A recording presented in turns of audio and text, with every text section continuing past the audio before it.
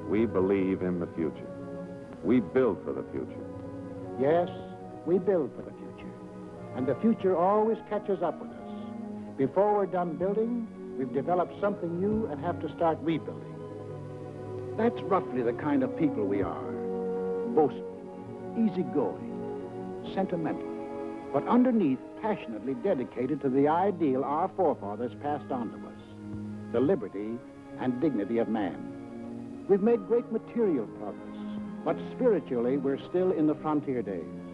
Yet deep down within us, there is a great yearning for peace and goodwill toward men. Somehow we feel that if men turn their minds toward the fields of peace, as they have toward the fields of transportation, communication, or aviation, wars would soon be as old-fashioned as the horse and buggy days. We hate war. We know that in war, it's the common man who does the pain, the suffering, the dying. We bend over backwards to avoid it. But let our freedoms be endangered, and we'll pay and suffer and fight to the last man. That is the America. That is the way of living for which we fight today. Why? Is that fight necessary? Did we want war?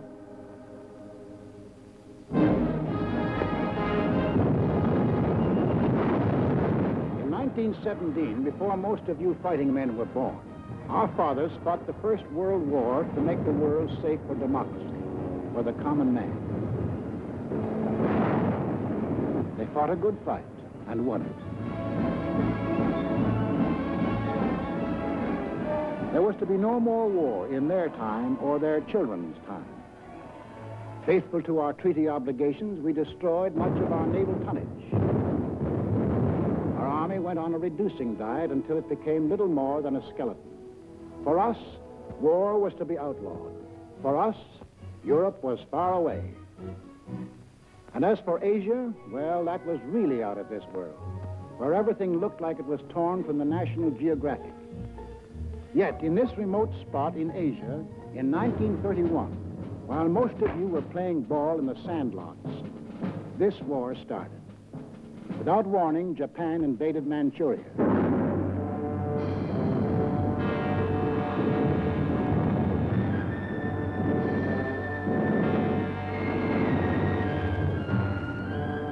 Once again, men who were peaceful became the slaves of men who were violent.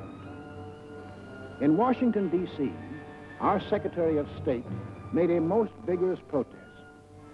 The American government does not intend to recognize any situation, treaty, or agreement which may be brought about by means of aggression.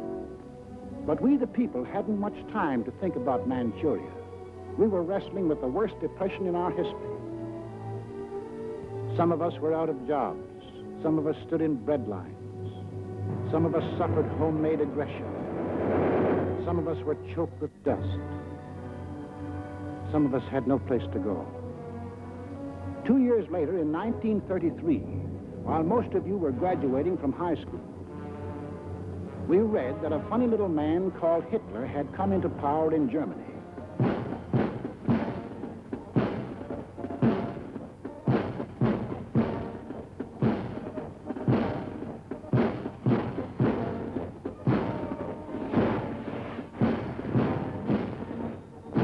We heard that a thing called the Nazi Party had taken over.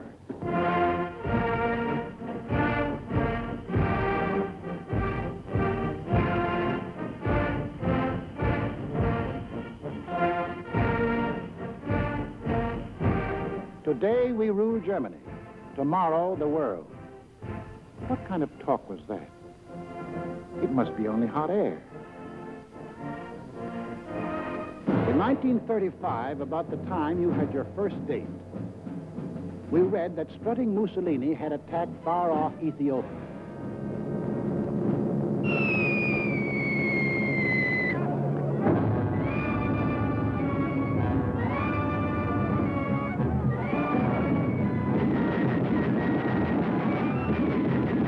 The disease seemed to be spreading, so Congress assembled to insulate us against the growing friction of war.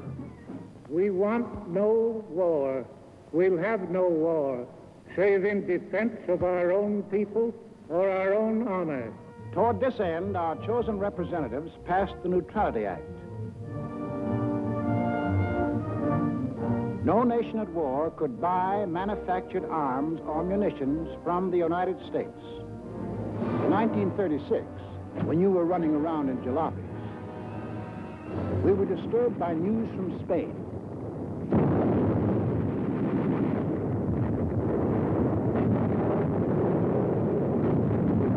In our newsreels, we saw German and Italian air forces and armies fighting in Spain and wondered what they were doing there.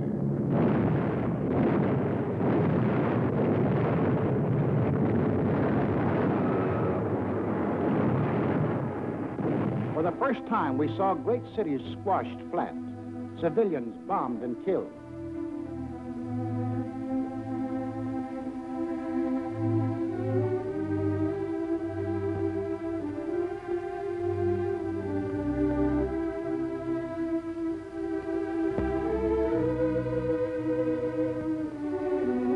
In November 1936, the American Institute of Public Opinion, known as the Gallup Poll, asked a representative cross-section of American people, if another war develops in Europe, should America take part again? No. 95%. We the people had spoken. 19 out of 20 of us said, include us out. To further insulate ourselves, we added a cash and carry amendment to the Neutrality Act. Not only wouldn't we sell munitions, but we wouldn't sell anything at all, not even a spool of thread, unless warring powers sent their own ships and paid cash on the line. In 1937, the press services received a flash from Asia.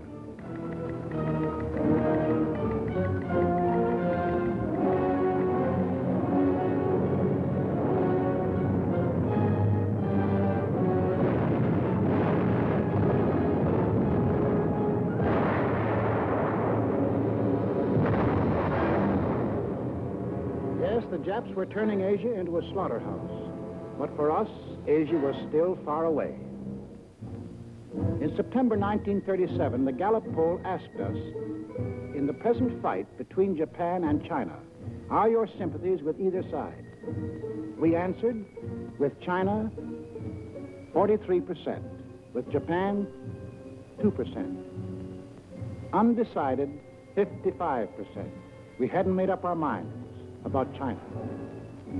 Our Neutrality Act barred sales of armaments only to nations at war. The Japanese had not declared war, so we went right on selling scrap iron and aviation gasoline to Japan. In March 1938, Hitler had not declared war either, but his goose-stepping army suddenly smashed in and occupied all the soil of Austria. 6 months later, Hitler and his stooge met the anxious democracies at Munich. Hitler promised peace in our time if Britain and France would give him that part of Czechoslovakia known as the Sudetenland. Britain and France gave him that part of Czechoslovakia, hoping to avert war. Now we had his word, peace in our time. At home, we began to hear strange headlines. Mr. Extras, FBI captured German agent. Read all about it. Nasty Spygate captured. We sat in our theaters unbelieving as motion pictures exposed Nazi espionage in America. As Germans, we know that if America is to be free, we must destroy the chain that ties the whole misery of American politics together. And that chain is the United States Constitution. Could these things really be?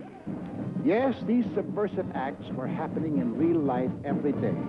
German-American bonds, organized for the purpose of destroying us, marched under our very noses.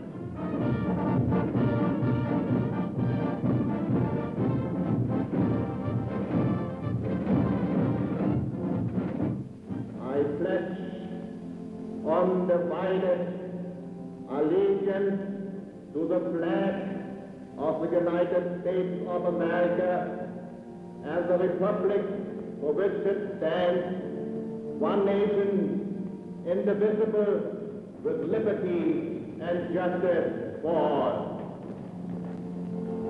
In our press, we read the news from abroad that Nazis were spending millions, arming Germany to the teeth.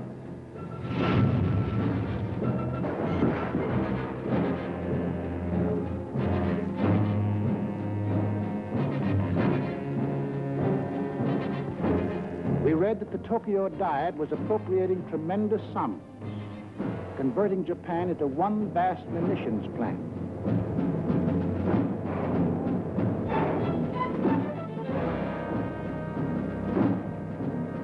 We watched these supposedly poor, have-not nations spend huge sums for armament, and we wondered why. Arrogantly, they told us why. They had declared war on us long before the shooting started. We have actually been at war since the day when we lifted the flag of our revolution against the democratic world. The Germans are a noble and unique race, to whom the earth was given by the grace of God.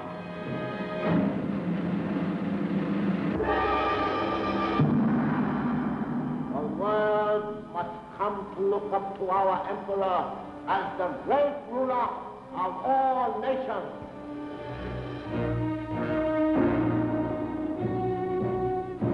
When the people of these three nations elected to follow their leaders, Death Incorporated,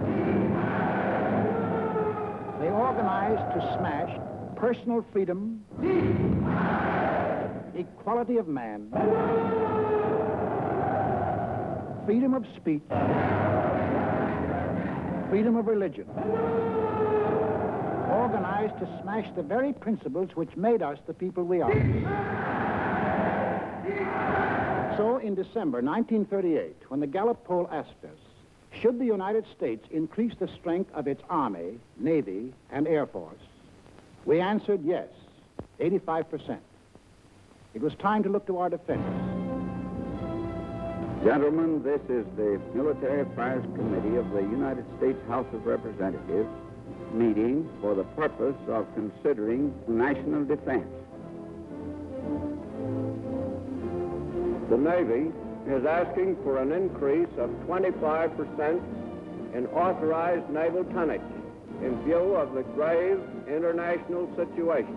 Congress, reflecting the voice of the people, appropriated the largest sum for military use ever voted during peace in American history. We didn't dream that a few years later it would look like peanuts.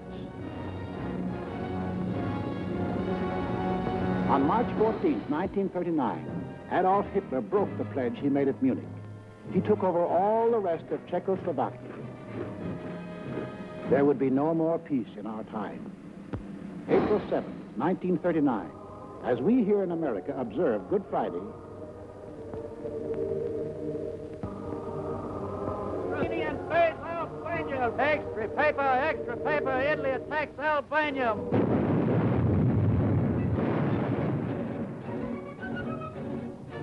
the picture was becoming clear. The conquering forces of violence were being set loose in the world. Where would they stop? In a last desperate effort to avert a world war, President Roosevelt, as a neutral, sent messages to Hitler and Mussolini, asking their promise to respect the independence of 30 free countries. Und vor allem diese Anfrage von Roosevelts. To Adolf Hitler, this message was a huge joke as he repeated the names to a jeering Reichstag. Norwegen, Schweden, Dänemark, Niederlande, Belgien, Großbritannien, Irland, Frankreich, Portugal, Spanien, die Schweiz, Liechtenstein, Luxemburg, Polen, Ungarn, Rumänien, Jugoslawien, Russland, Bulgarien, Türkei, Irak, Arabien, Syrien, Palästina, Ägypten. This was the only answer the president received. On September the 1st, 1939, the Nazi army smashed into Poland.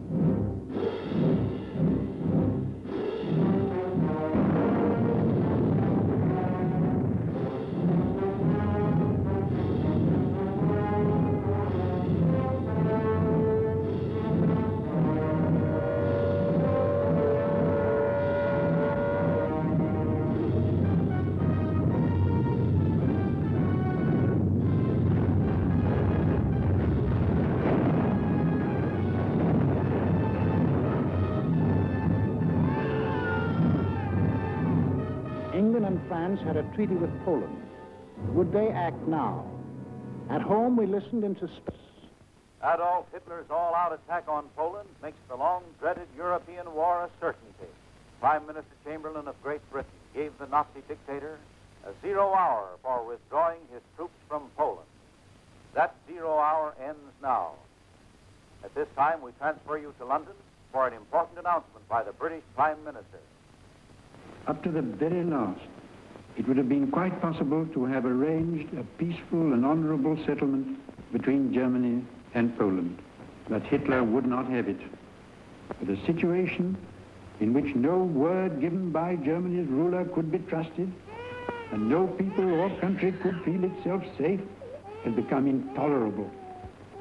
Now, may God bless you all, and may he defend the right, for it is evil things that we shall be fighting against, and against them I am certain that the right will prevail. 6 hours after Great Britain declared war on Nazi Germany, the Republic of France followed. All France is in a maelstrom of activity. The Maginot Line has already opened fire on the Germans. The sparring is ended. World War II has begun.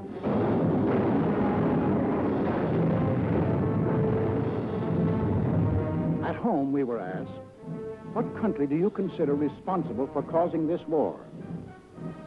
Germany, 82%. We Americans had no doubt who started it. Also, we began to fear that this war was going to concern us. President Roosevelt called a special session of Congress to reconsider the embargo against selling munitions. I have asked the Congress to reassemble in extraordinary session in order that it may consider and act on changes in our neutrality law. The men of Congress wrestled with their beliefs and our futures. They debated and they argued. The arms embargo is far too great a security to American peace to permit its surrender without a last-ditch fight. The Embargo Act, as it now stands, is one-sided and works entirely to the advantage of one side. Therefore, the Embargo Act should be modified. We, the people, also debated and argued whether we should sell arms and munitions. When the question was put to us, we had an answer. Should we change the Neutrality Act so we can sell war supplies? Yes, 57%. Shortly